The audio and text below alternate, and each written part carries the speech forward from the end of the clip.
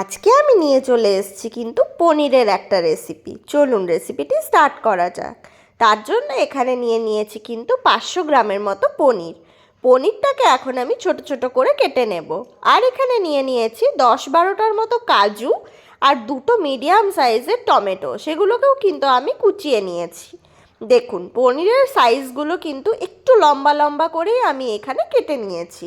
এখন আমি কড়াইয়ের মধ্যে দিয়ে দিয়েছি সাদা তেল। তেলটা দিয়ে এখন পনিরগুলো কিন্তু খুব ভালো করে আমি ভেজে নেব। পনিরগুলোকে একটু লাল লাল করে ভেজে নেওয়ার চেষ্টা করবেন, তাহলে কিন্তু এই খাবারটা খেতে ভীষণ টেস্টি হয়। সে কারণে কিন্তু এখানে পনিরগুলোকে একটু লাল লাল করে ভেজে নেবেন। তেলটা এখন আমার খুব ভালো করে গরম হয়ে গেছে। এখন এখানে আমি পনিরের কিউবগুলো কিন্তু দিয়ে দিচ্ছি। আর তারপর পনিরগুলোকে কিন্তু খুব ভালো করে আমি ভেজে নিয়েছি। দেখুন পনিরটার কালারটা কিন্তু একটু চেঞ্জ হয়ে গেছে। এখন আমি ওই তেলের মধ্যে বাকি রান্নাটা করে নেব। এখন এই তেলের মধ্যে দিয়ে দিচ্ছি কিছুটা পরিমাণ বাটার। বাটার দিলে কিন্তু এই খাবারটার ফ্লেভারটা ভীষণ টেস্টি হয়। সেই কারণে কিন্তু এখানে অবশ্যই একটু বাটারটা দেওয়ার চেষ্টা করবেন। দেখুন এখানে আমি অর্ধেকটা পরিমাণ বাটার দিয়ে দিয়েছি। বাটারটা এখন গলে যাওয়ার জন্য একটু আমি অপেক্ষা করে নিচ্ছি। বাটারটা এই পর্যায়ে কিন্তু আমার খুব ভালো করে গলে গেছে। এখন আমি এখানে ফোড়নের জন্য দিয়ে দেব দুটো শুকনো লঙ্কা আর 1/2 টেবিল স্পুনের মতো গোটা জিরে। এখানে চাইলে আপনারা সাজিরেও ব্যবহার করতে পারেন, কোনো অসুবিধা হবে না। এরপর ফোড়নটা খুব ভালো করে একবার আমি নাড়িয়ে নিয়ে এর মধ্যে কিন্তু দিয়ে দেবো 1 টেবিল চামচের মতো আদা বাটা। এই রেসিপিটি কিন্তু আজ আমি নিরামিষে বানিয়ে নিচ্ছি।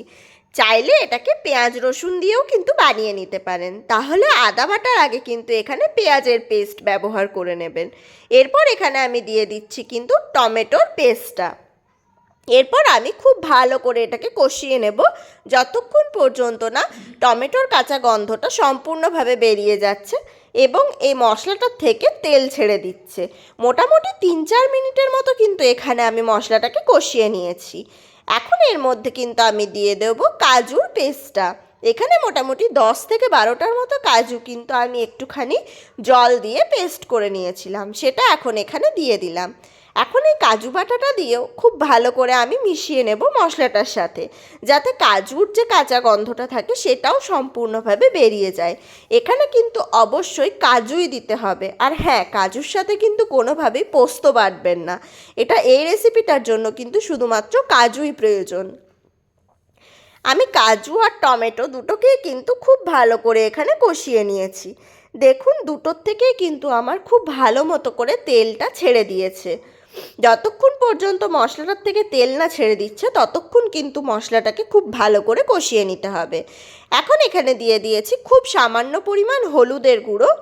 তারপর আমি দিয়ে দিচ্ছি 1/2 টেবিল স্পুনের মতো ধনে গুঁড়ো, 1/2 টেবিল স্পুনের মতো জিরে গুঁড়ো আর 1 টেবিল স্পুনের মতো লঙ্কার গুঁড়ো। এরপর মশলাগুলো দিয়ে খুব ভালো করে মশলাগুলোকে কিন্তু আমি কষিয়ে নেব, যাতে মশলার কাঁচা গন্ধটাও কিন্তু সম্পূর্ণভাবে বেরিয়ে যায়। সেরকমভাবে কিন্তু মশলাগুলোকে কষিয়ে নিতে হবে। মোটামুটি আবারও আমি 2-3 মিনিটের মতো সময় নিয়ে কিন্তু মশলাটাকেও খুব ভালো করে কষিয়ে নিয়েছি। দেখুন মশলাটার থেকেও কিন্তু এখানে তেল ছেড়ে দিয়েছে। এবারে দিয়ে দিচ্ছি সামান্য পরিমাণ চিনি এবং স্বাদ অনুযায়ী দিয়ে দিচ্ছি আমি এখানে লবণ।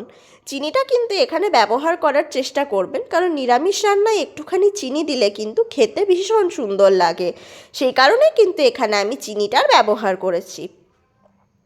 দেখুন এখানে কিন্তু মশলাটা আমার খুব ভালো করে কষিয়ে নেওয়া হয়ে গেছে। এবারে এখানে আমি দিয়ে দেবো কিন্তু 1/2 কাপের মতো দুধ।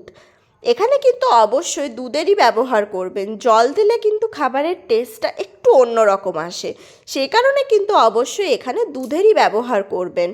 দুধটা দিয়ে এখন খুব ভালো করে এটা একবার ফুটে ওঠার জন্য আমি কিন্তু অপেক্ষা করে নিচ্ছি।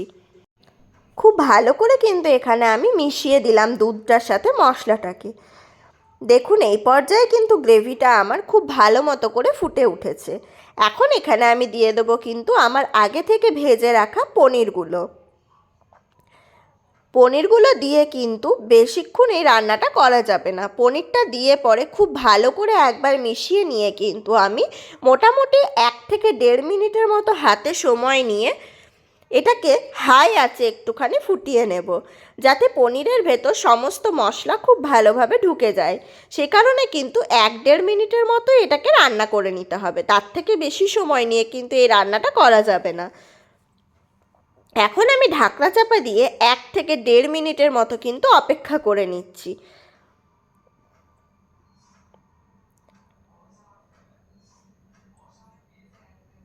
এই পর্যায়ে কিন্তু রেসিপিটি আমার সম্পূর্ণভাবে তৈরি হয়ে গেছে। আশা করি আপনারা দেখে বুঝতেই পারছেন। আর এই রেসিপিটি খেতে কিন্তু ভীষণ টেস্টি হয় বন্ধুরা। ওপর থেকে আমি দিয়ে দিয়েছি 1 টেবিল চামচ পরিমাণ গরম মশলার গুঁড়ো। গরম মশলা দিলে কিন্তু যে কোনো নিরামিষ রান্না খেতে ভীষণ মজাদার হয়, সে কারণে কিন্তু শেষে একটু গরম মশলাটা দেওয়ার চেষ্টা করবেন।